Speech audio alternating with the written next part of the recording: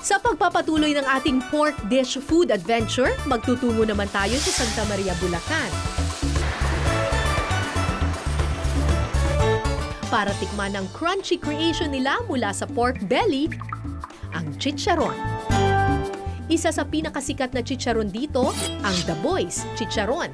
Dalawang klase ng chicharon ang kanilang binibenta, back fat o yung chicharong may laman, at pork belly chicharon.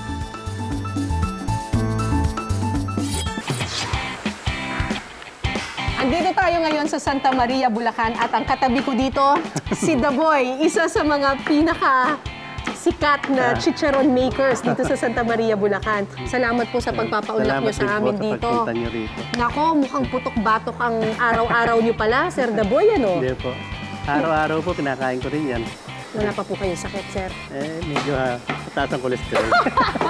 Ipapakita sa atin ni Sir The Boy kung paano yung pagluluto nitong napakasarap na chicharon. So ito pong area na to, sir. Ito yung chopping po. Chopping. Ang una nating iluluto ang back fat chicharon. Hihiwain ng maliliit na piraso ang balat ng baboy. Kailangan may galit ka talaga yung ganong klaseng paghihiwa. Araw-araw, 2 tonelada ng balat ng baboy yung kailangan nila dito sa factory ito para lang makagawa ng chicharon. At dahil naubusan na daw ng supply, hindi na kaya ng supply ng mga baboyan dito sa Santa Maria, ini-import pa nila galing sa Europa, specifically galing sa Spain.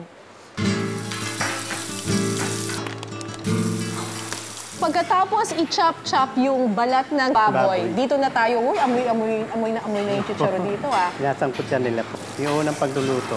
Unang pagluluto, sinasangkot siya. Apo. So, hindi siya deep fry. Hindi po. Yung taba niya, kakatas na. Apo. Yung mantika niya, lalabas na doon sa taba. Gaano katagal po yung sasangkot siya in?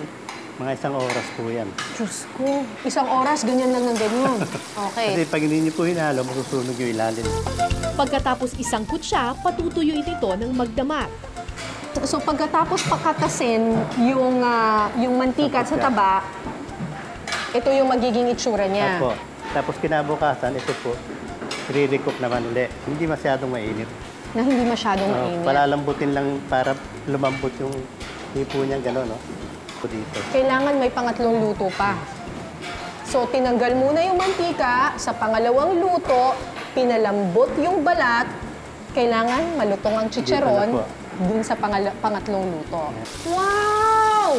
Ayan, nakikita ninyo talagang nag-ano na siya, nagka-curl na siya ng ganon. Ito na yung alam nating itsura ng chicharon. Apo.